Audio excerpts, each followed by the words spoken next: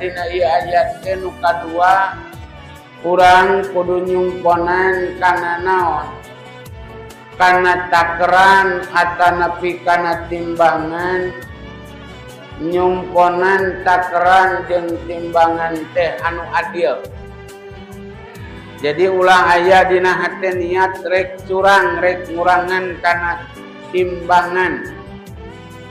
Panda teh kieu ari kurang mah lain dihaja teu jadi dosa. Ieu ngahaja ngurangan.